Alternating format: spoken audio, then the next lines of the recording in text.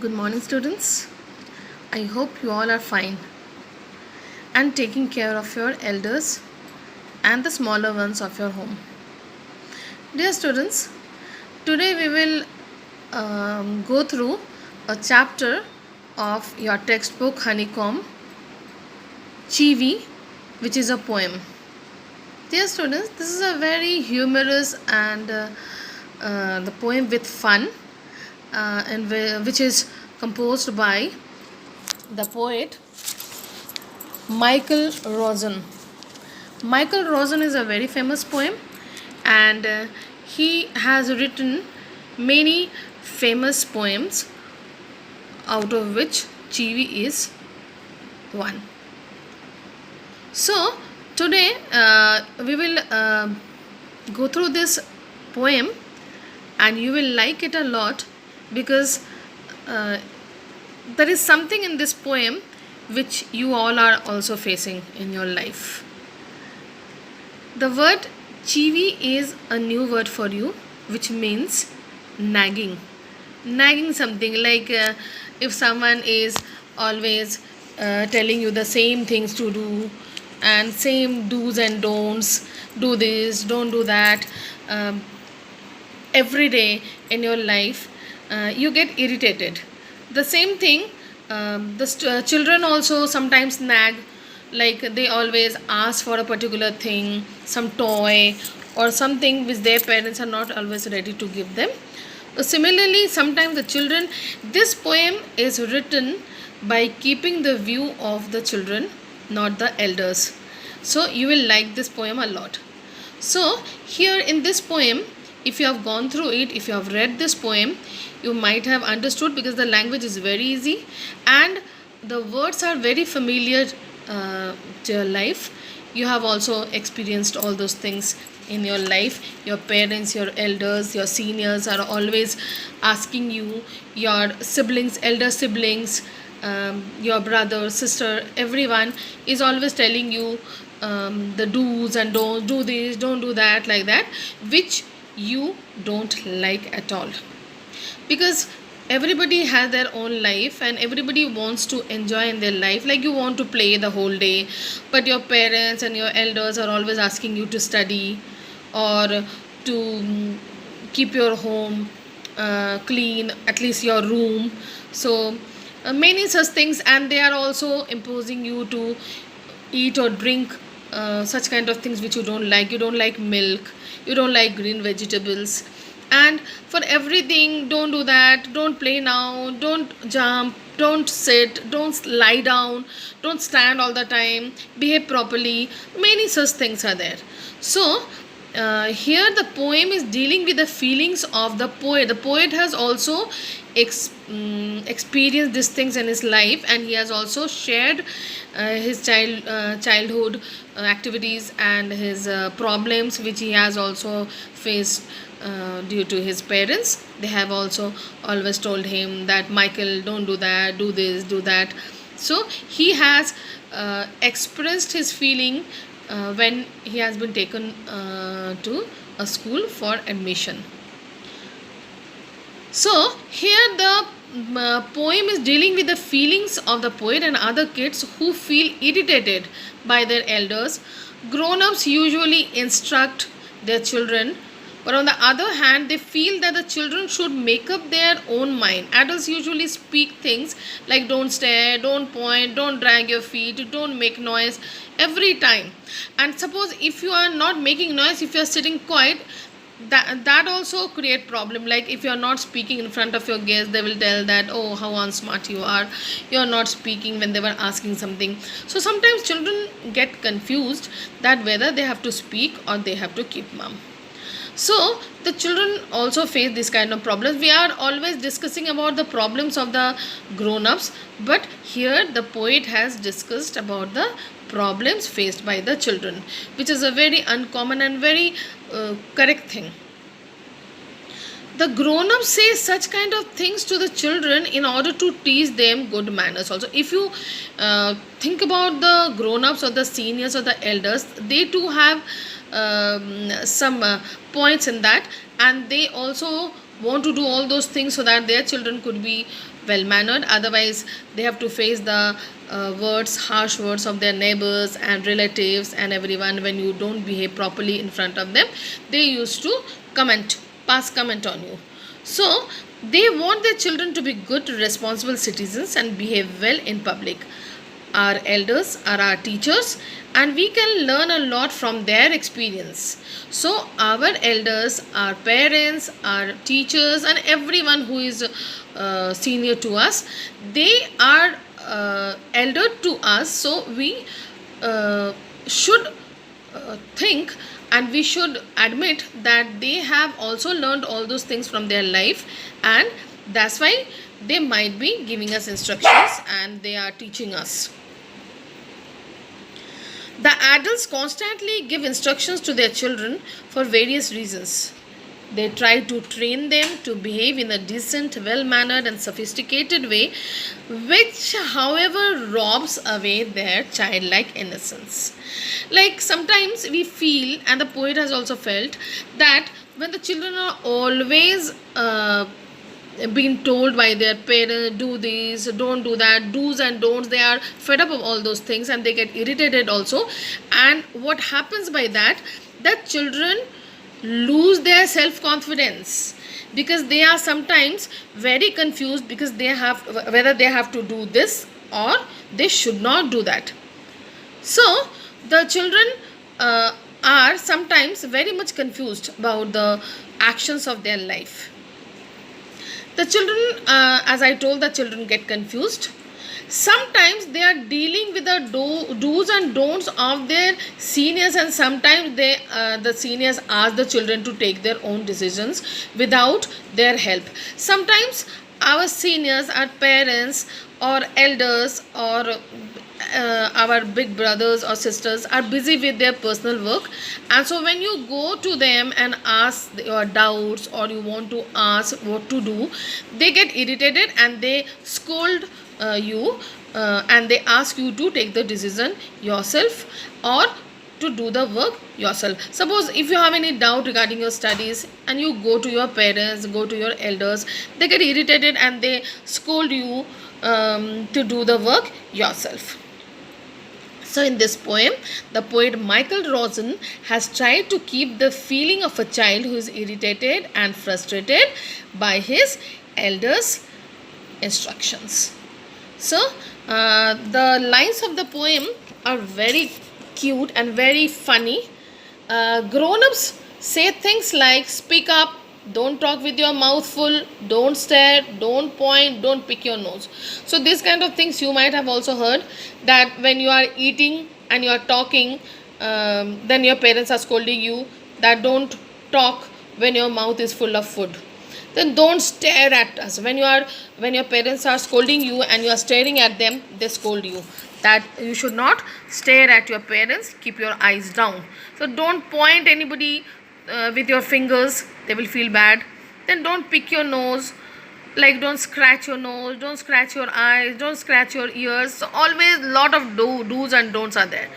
Then at the same time they say sit up, say please, less noise, shut the door behind you, don't drag your feet, haven't you got a hanky, take your hands out of the pocket. So when you are doing anything by your own wish, your parents are always there to instruct you and asking you which just the reverse of which you are doing. Like if you are standing, they will ask you to sit, and they will always instruct you, so whatever you are asking from somebody, you should say please. Then your sound should be lesser. Then you should close the door. Then don't drag your feet while walking. You should have a hanky to wipe off your face or hands or whatever. Then your hands should not be there in your pocket when you are talking to a senior. Then they also tell you that pull your socks up if your socks are down. Stand up straight. Why are you keeping your body bent? You should be straight. Then say thank you whenever somebody gives you or offers you something. Don't interrupt when two people are talking. The seniors are talking. You should not interrupt in between. No one thinks you are funny. Suppose if you are doing some activity which you should not do, or something awkward, they scold you, and you should not keep your arms on the table. Your elbows should be down. And they also tell you that when you are going and asking them something, then they get irritated at that time, and they ask you to do the work yourself or take the decision yourself. So here the child has complained. Here the child's complaints are shown or expressed, in which they used to say that the parents or the elders are always doing those things, or always asking those things which the children don't like. Dear students, this is a very funny poem, and it's a very beautiful poem written keeping the points of the children in mind, and the children will love this poem, and they will be happy to see that someone has written a poem by keeping their points in mind. So I hope you will like this poem. So read the poem 2-3 times with actions, with intonations, and you will love. You will love to read, and you will love to because the language is very easy. So you'll love to know yourself, and when you will read the lines, you will be very happy that you can connect these things with your life also.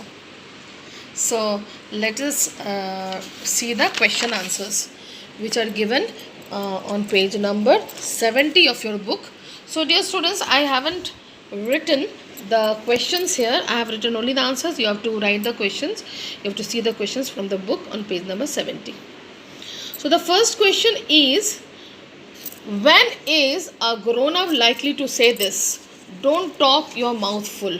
The answer is, a grown-up is likely to say this when kids are talking while eating and have their mouths full.